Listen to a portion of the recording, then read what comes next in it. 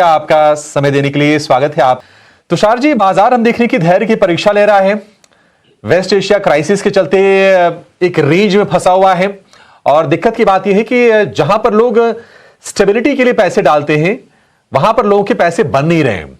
हम बात कर रहे हैं लार्ज कैप्स की। तो आपके हिसाब से स्ट्रैटेजी क्या होनी चाहिए और इन्वेस्टमेंट को लेकर किस तरह की अप्रोच होनी चाहिए बाजार में अभी?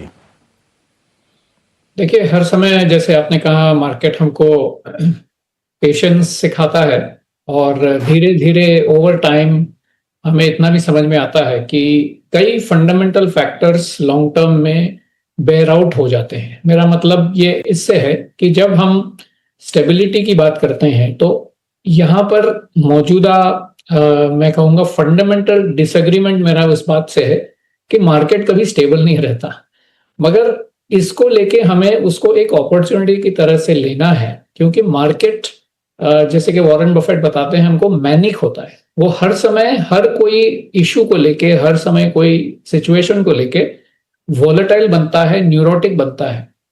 और जब कभी भी फियर मार्केट में घुस जाता है तो बहुत ज्यादा फंडामेंटल्स के आगे जाके उसको वैल्यू उसकी घटा देता है। और जब कभी भी मार्केट खुश हो जाता है तो वैल्यू की बहुत ज्यादा, कई बार उसका मर्तबा, उसकी वैल्यू मार्केट में आ जाती है। तो इसका मतलब ये हुआ कि मार्केट में स्टेबिलिटी की अपेक्षा करना एक तो पहले से ही हर एवरी डे के लिए तो मेरे ख्याल से अनरिकॉल होगी।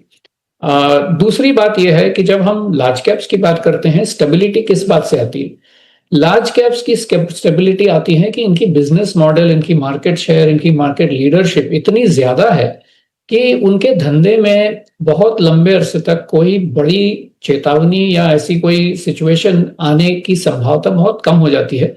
मगर ये बात मार्केट को समझने के बाद उसके अंदर उसकी वैल्यूएशन में एडजस्ट हो जाती है। तो ऐसा कुछ नहीं कि अपॉर्चुनिटी यहाँ है वहां है, आपको वैल्यूएशन देखना है, आपको कंपनी की स्टेबिलिटी देखनी है और उसके ऊपर आपको वैल्यूएशन का दाम लगाना है।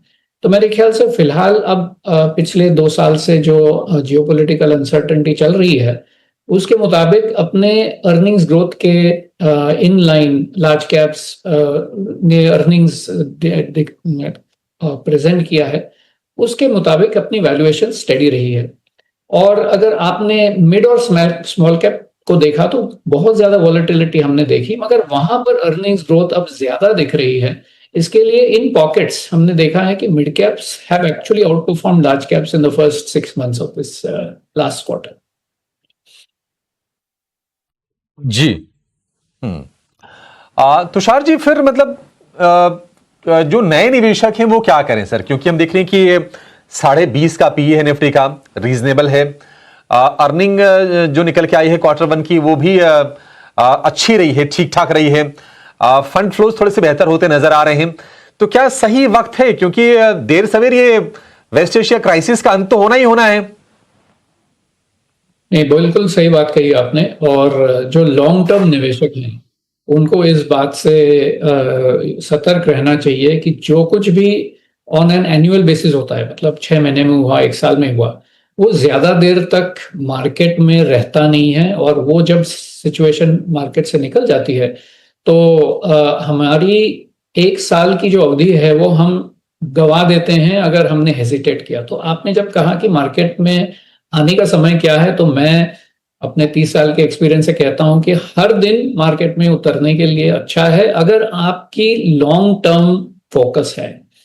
अगर लॉन्ग टर्म की डेफिनेशन की जाए तो बिल्कुल एटलीस्ट 7 साल से ऊपर 10, 15 या 20 जो कोई भी आपको समय आपके गोल्स को रीच करने के लिए लगने वाले हैं, अगर वो फोकस रखें तो मेरे ख्याल से कोई भी दिन अगर आप एंटर करेंगे तो आपकी कंपाउंडिंग इक्विटी मार्केट्स इस अरसे कर 7, 10, 15 या 20 साल में आपको डिलीवर कर ही देता है। तो मेरे ख्याल से निवेशक, specially small investors who are trying to build wealth over a long period of time, ऐसा मत सोचें कि भाई अभी ये सिचुएशन है, सिचुएशन चली जाएगी फिर मैं आऊंगा। ये अगर आप करते रहेंगे तो आप बहुत ही कीमती वक्त ज़ाया करेंगे। और मेरे ख्याल से फाइनेंशियल प्लान जब बनेगा तो आपकी जो इक्विटी की एलोकेशन होगी वो बिल्कुल लॉन्ग टर्म के लिए होनी चाहिए, क्योंकि इंटरिम में आप कुछ भी नहीं कह सकते कि अगर ये होगा या ना होगा। अगर आपने जैसे कहा ये मिड ईस्ट की सिचुएशन अगर पीछे भी रह गई और सॉल्व भी हो गई तो और कुछ आ जाएगा। अगर हर एक चीज को हम लेके अगर इक्विटी मार्केट से दूर रहते हैं तो मेरे ख्याल से what is the biggest loss is the time. So if you lose the time then you don't have that time for compounding. जी, तुषार जी, मतलब इस वक्त अगर हम पूछें तो सबसे बड़ा जो चैलेंज है बाजार के सामने, आप वो आप क्या देख रहे हैं? और दूसरी चीज ये है कि अगर किसी को सेक्टर यहां से चूज करने हो तो आपके हिसाब से प्रेफरेंस क्या होनी चाहिए? देखो, जैसे इंडिया की सिचुएशन है फिलहाल, मेरे ख्याल से एक मल्टी ईयर अपॉर्चुनिटी मैं देखता हूँ इंडिया की स्टॉक मार्केट्स में। क्योंकि हमने जो अब तक का हमारा जर्नी रहा है, जब हमारी इकोनॉमी $1 ट्रिलियन की हुई थी, वो हमारे इंडिपेंडेंस के बाद 60 साल के बाद हुई।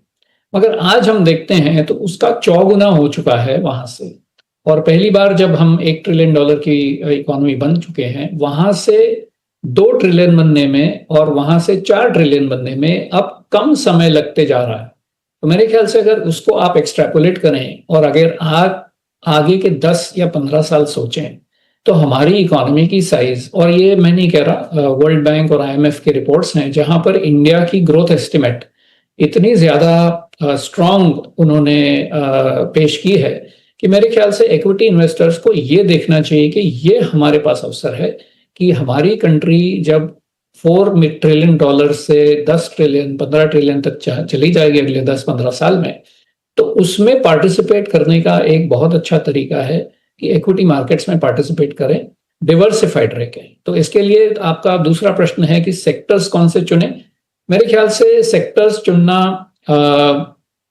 Eight the best is going to be very difficult. क्यों? क्योंकि जैसे हमने देखा, अगर आप 20 साल पहले की कंपनियां जो निफ्टी में या सेंसेक्स में हुआ करती थी, अब धीरे धीरे देखते हैं कि वो कंपनियां एग्जिस्टेंस में नहीं है, वो बड़े बोर्ड पे नहीं है, धीरे धीरे उनकी मार्केट कैप कम हो गई है और नई कंपनियां इंडेक्सेस में आ चुकी हैं। तो इसका मतलब ये रहता है कि जैसे हमारी इकोनॉमी बढ़ती है, नए विनर्स इंडेक्स में आ जाते हैं।